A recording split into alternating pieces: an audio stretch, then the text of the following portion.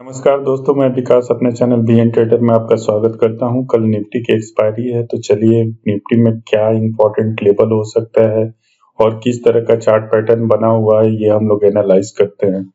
तो daily time frame में अगर देखा जाए तो ये शार्प फॉल के बाद यहाँ पर एक पुल बैक कैंडल बना हुआ है और ये पुल बैक का क्लोजिंग इसी फिर पहले से जो रेंज बन रहा था निफ्टी का, उस रेंज के अंदर में आकर इसने फिर से एक क्लोजिंग दे दी है। तो जो निफ्टी का ट्रेडिंग रेंज था, ये रेंज को ऊपर के साइड में टच कर सकता है। तो छोटे टाइम फ्रेम पर अगर हम लोग डिटेल देखेंगे ना, तो काफी अच्छा पैटर्न बन रहा है। तो 15 मिनट का टाइम फ्रेम में जिस हिसाब से ये लास्ट आवर का रिकवरी आपको देखने मिला हुआ है और यहाँ से कहीं ना कहीं आप देखोगे तो ये डबल बॉटम आउट होकर के जहां से हमारी सेलिंग हुई थी वहां के आसपास में मार्केट ने क्लोज किया है। तो अगला जो स्विंग जहां पर है वहां पर 23,300 के देख रहे हैं और ऊपर में ये जो आपको लेवल दिख रहा है 23,450 का, तो ये टेस्ट होने के चांसेस ज्यादा है। ये किस केस में टेस्ट हो सकते हैं? देखिए, कल के डेट में हमारे पास दो कंडीशन हो सकता है। या तो गैप अप ओपन हो 23,300 के आसपास में। अगर ये गैप अप ओपन होता है तो यहाँ पर हमें वेट करना है कि यहाँ पर किस तरह से कंसोलिडेट हो रहा है। अगर ये यहाँ पर कंसोलिडेट कर गया तो उसके बाद यहाँ पर एक मूवमेंट आपको 500 तक का देखने मिल सकता है। तो 23,500 के लेवल के लिए हम लोग कल प्लान कर सकते हैं, लेकिन प्लान कुछ कंडीशन में ही आपका अप्लाई होगा। एक ट्रेंड लाइन अगर देखेंगे हम लोग, तो ये एक ट्रेंड लाइन यहाँ पर है। जो लास्ट स्विंग है वो आपका 23,300 के आसपास में है। जहां से सेलर एक्टिवेट हुए थे वो 23,450 का लेवल है। तो ये दोनों लेवल हमारे पास आसपास में है। और थोड़ा सा चार्ट को छोटा करेंगे ना, तो ये आपको लेवल मल्टीपल टाइम टेस्ट हो चुका है। इस लेवल की जो बात कर रहे हैं हम लोग 23,300, तो ये लेवल आपका यहाँ पर मल्टीपल टाइम टेस्ट हो चुका है। तो यहाँ पर ये इम्पोर्टेंस इतना नहीं है। कल देखना है कि ओपनिंग कहाँ होती है। अगर ओपनिंग के केस में ही आपका डिफाइन होगा कि आपको कल बड़ा टारगेट मिल सकता है या छोटे से रेंज में निफ्टी कंसोलिडेट करेगा। तो सिंपल सा लॉजिक ये है कि अगर इस रेंज में कहीं पर ओपन होता है 23,300 या 23,280 के आसपास में, उसके बाद ब्रेक होता है कुछ देर, यहाँ पर 15-20 मिनट का कैंडल वेट करने के बाद ब्रेक होता है, तब हम लोग लंबे टारगेट के लिए वेट कर सकते हैं।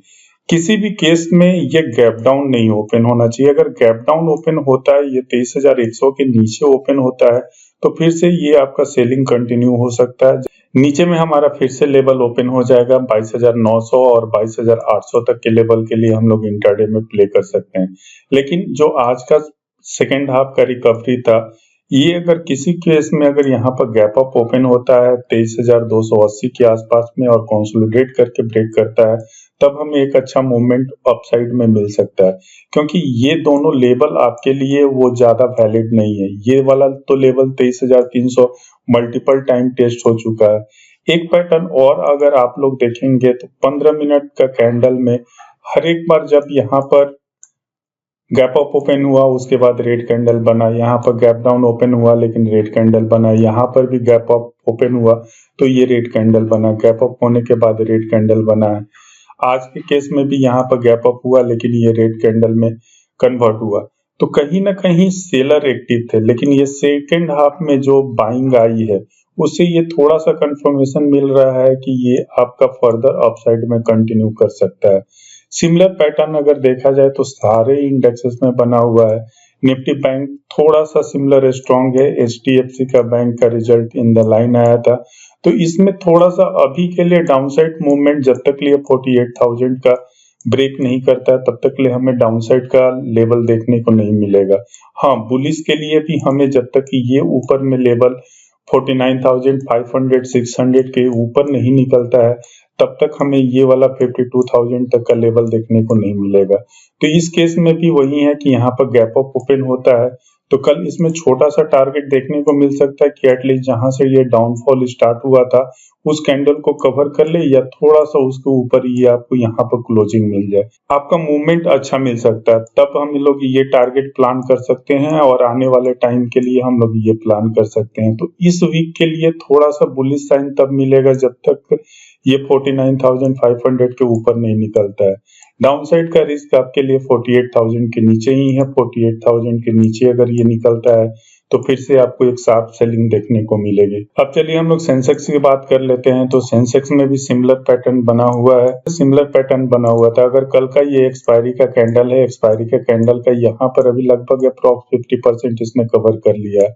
सिर्फ गैप अप के केस में ही ये फिर से ऊपर वाले रेंज में चला आएगा। उसके बाद हम लोग यहाँ कंसोलिडेट करके ब्रेक करता है तो सेंसेक्स में आने वाले दिनों में हमें 80,000 तक के भी टारगेट देखने को मिल सकते हैं। और 80,000 याद रखिएगा, नेक्स्ट वीक में आपका सैटरडे को बजट है तो बजट से पहले ये टारगेट मिल जाना चाहिए अगर सेंसेक्स को अपसाइड में निकलना है या किसी भी इंडेक्सेस को अपसाइड में निकलना है। आज हम लोग निफ्टी फिन का भी देख लेते हैं कि फाइनेंशियल सर्विसेज का किस तरह से इंडेक्स बना हुआ है।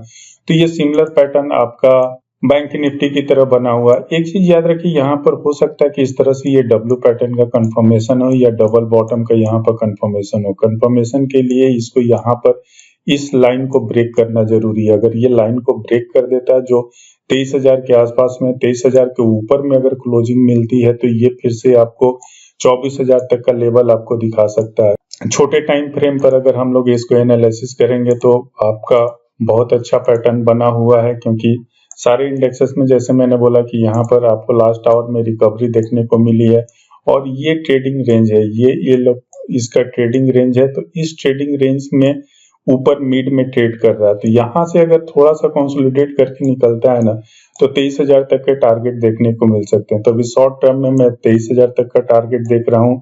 शॉर्ट साइड का पोजीशन अभी नहीं बनेगा जब तक ये 24,400 के नीचे ब्रेक नहीं करता है। ब्रेक करने का कैंडल हमें देखना होगा कि वो उसका वॉल्यूम कितना है और उसमें मतलब कैंडल का लेंथ कितना। अगर बड़ा कैंडल से ब्रेक करता है तो फिर इसी कैंडल का आप लोग स्टॉप लॉस डालकर उसको ट्रेड कर सकते हैं।